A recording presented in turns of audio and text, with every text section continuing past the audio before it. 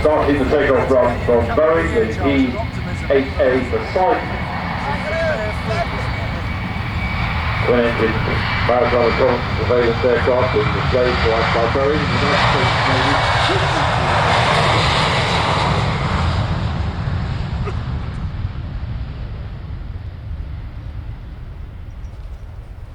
Designed as a replacement for the Orion, which did announce was flying a bit earlier. I know I did.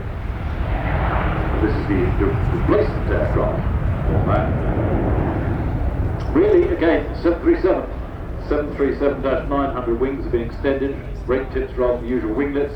Fuselage, that of the 737-800. Internal weapons bay is located in the aft fuselage. The wings are fitted with hard points for carriage of air-to-surface missiles. Further, 2 external stores points under the forward fuselage.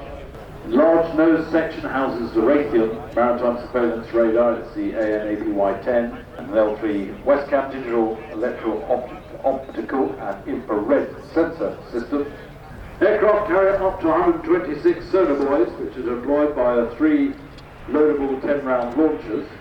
7 operator stations, additional fuel stuck down the back in the aft barge baggage hold.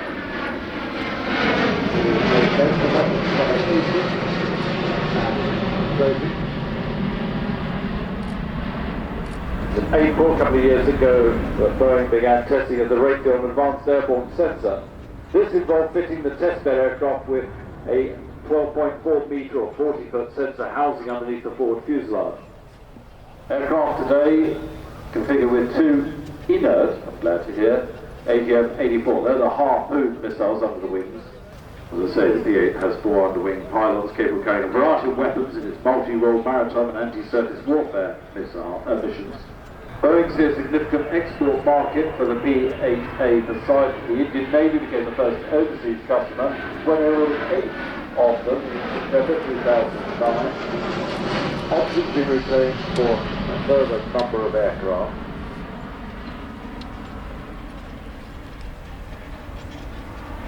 Cruise speed around about 440 knots to achieve the maximum range, but if you're having a crack along you can have another 50 knots on that. That also cuts down your range. Time on station, having been deployed in excess of around about 1,200 miles, is 4 hours. So 1,200 miles away from where you start, you've got 4 hours loitering and you can get back. Yesterday at Farnborough, the United Kingdom has bought 9 of these aircraft at the cost of something like £3 billion, and that's all going to come in the next 10 years or so.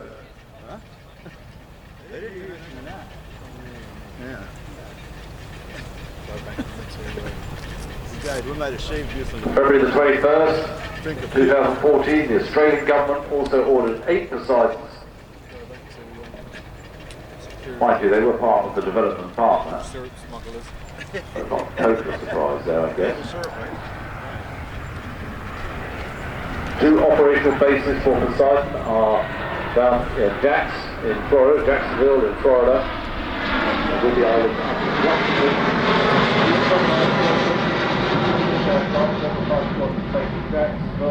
Some of the other plans involved. Plans are underway for the new winged version of the Raytheon, the Mark 54 torpedo, which would initially glide for much of the way to the intended target before entering the water to do its business.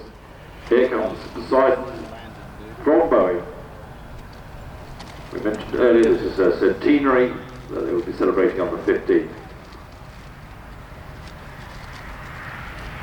With Poseidon touching down very shortly after he's cleared the runway, the Flight Control Committee sitting on the north side of the airfield will hand the airfield back to the owners.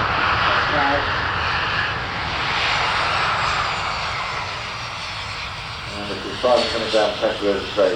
Ownership goes back to TAG for them to continue their operation, a very successful operation that they now run here in Farnborough from those beautiful hangars on the north side. You know, the weather forecasting was going to be fairly rough. I think it's the most polite way of doing it, but we got away with it.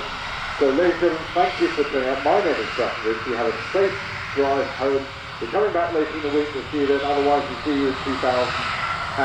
I wish you all a very good evening.